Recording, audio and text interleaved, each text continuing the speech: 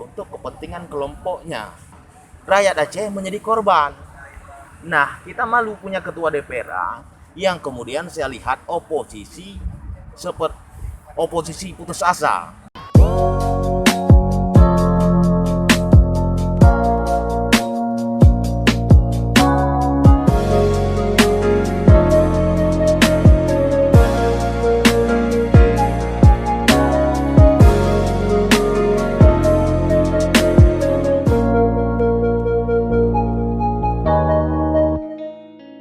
Assalamualaikum warahmatullahi wabarakatuh. Kembali lagi bersama saya Abeng di channel Bolang Squad. Hari ini kita ngobrol-ngobrol santai bersama Direktur Aktivis Milenial Aceh, Bung Fakhrul Raji. Selamat datang, Bung. Kita ngobrol sambil ngopi dan juga sedang menyantap mie Aceh hari ini. Jadi kenapa kita hari ini sambil makan mie Aceh? Karena hari ini bertepatan dengan 1 tahun DPR Aceh ya, Bang ya. Nah, jadi di sini kita akan sedikit berbincang-bincang gimana pendapat Bang Fakhrul Raji selaku Direktur Aktivis Milenial Aceh tentang hak interpelasi DPR Aceh yang telah dilakukan terhadap PLT Gubernur Aceh. Jadi gimana Bang, pandangan Abang nih selaku Direktur Aktivis Milenial Aceh melihat hak interpelasi yang digunakan DPR Aceh terhadap PLT Gubernur gitu? Baik, Assalamualaikum warahmatullahi wabarakatuh. Apa kabar semuanya? Saya melihat situasi ini, saya dan kawan-kawan, 1 tahun pemerintah DPR Aceh hari ini itu belum dikerjakan maksimal. Artinya belum ada pekerjaan yang begitu maksimal. Bahkan ada beberapa mungkin janji kampanye politik yang diberikan kepada publik itu belum terrealisasi. Nah, pada ujungnya janji kampanye politik yang diberikan kepada publik tetapi tidak direalisasi ini bisa menjadi pembohongan publik kalau memang itu tidak diberikan. Nah, di lain kesempatan DPR Aceh, setahun DPR Aceh ini mereka membuat atau mengajukan sebuah hak interpelasi dan itu dibenarkan Ya.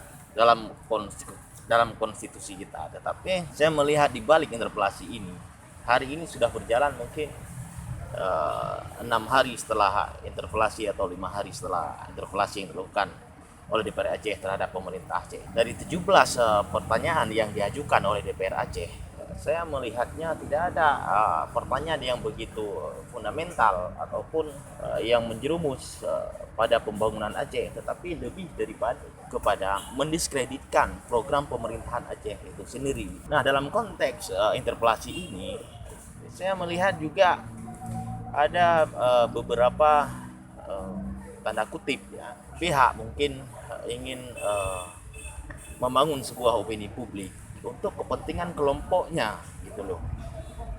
Nah, oleh karenanya DPR Aceh harusnya lebih jeli dalam melihat pembangunan dan program pemerintah Aceh pada tahun ini juga tahun depan. Jangan kemudian DPR Aceh ini menjadi satu kelompok oposisi yang putus asa terhadap pemerintah yang sedang berjalan saat ini begitu loh. Nah, kita anak muda saat ini juga melihat itu gitu loh. DPR Aceh kalaupun ingin melakukan hak interpelasi, mungkin banyak pakar kawan-kawan lain juga menilai bahwa interpelasi ini adalah awal daripada baiknya hubungan DPRA dengan pemerintah Aceh. Di samping itu, kalaupun DPRA ingin bermitra dengan baik dengan pemerintah Aceh, tidak perlu lakukan hak interpelasi, bangun komunikasi yang baik, galang mereka, lakukan fungsi dan tugasnya, lakukan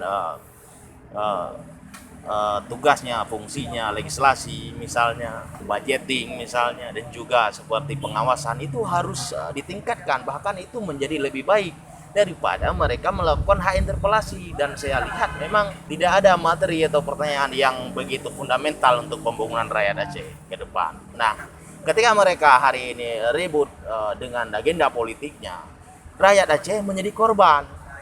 Nah, kita malu punya ketua DPRA yang kemudian saya lihat oposisi seperti oposisi putus asa, kalau boleh saya katakan itu. Jadi lebih kepada ketidakpuasan DPR Aceh terhadap kinerja enggak, Pak?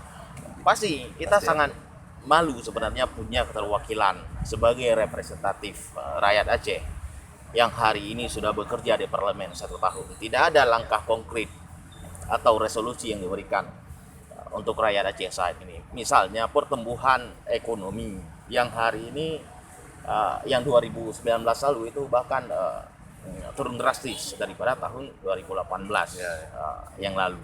Harusnya DPR Aceh menguatkan dirinya bersama-sama hari ini, walaupun mereka melakukan oposisi dari dalam, lakukan pengawasan terhadap pertumbuhan ekonomi tersebut.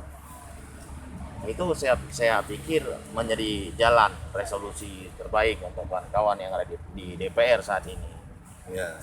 Jadi kira-kira Bang, di balik interpelasi ini ada sesuatu tanda kutip nggak Bang kira-kira? Pasti saya melihat ini lebih kepada ya mungkin ekonomi secara individual DPR itu sendiri.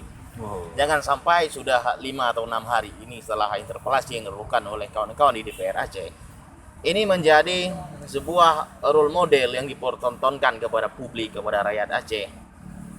Hal yang tidak baik, interpelasi ini baik, tapi jangan gara-gara mereka melakukan hak interpelasi, sehingga interpelasi ini tidak menjadi lagi bergengsi di level DPR sebagai parlemen yang ada di Aceh. Tapi itu kemarin udah beberapa jawaban gubernur ditolak sama DPR Pak. Nah, itu yang saya sampaikan tadi, bahwa DPR Aceh tidak dewasa dalam menyikapi semua pertanyaan yang diajukan oleh dirinya sendiri.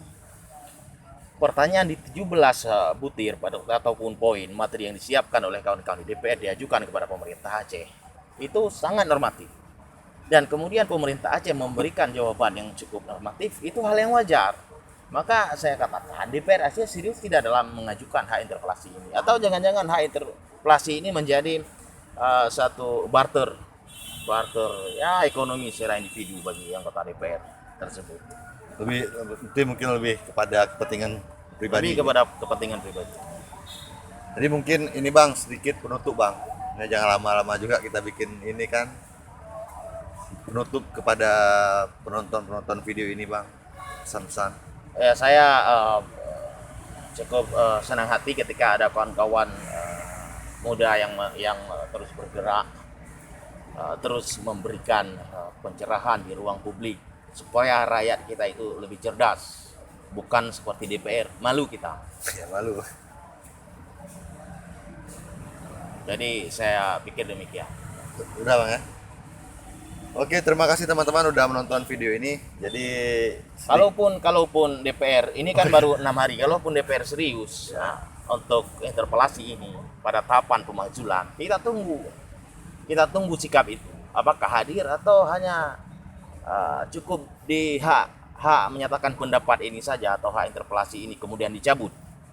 Kita tunggu itu. Kalau itu dicabut, maka yang kita duga tadi itu menjadi benar, bahwa ini adalah kepentingan ekonomi kelompok oposisi yang putus asa yang ada di DPR. Ya. Oke, berarti kita sama-sama menunggu tindak lanjut ataupun gerak selanjutnya yang dilakukan oleh DPR Aceh pasca penolakan dari jawaban-jawaban PLT Gubernur Aceh. Dan tentunya kita selaku anak muda tentu berharap yang terbaik lah untuk kebijakan-kebijakan dari PLT dan juga kinerja DPR Aceh benar-benar serius dalam mengawasi kinerja eksekutif. Mungkin begitu ya Bang ya.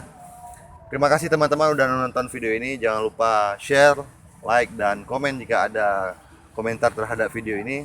Terima kasih udah menonton. Assalamualaikum warahmatullahi wabarakatuh.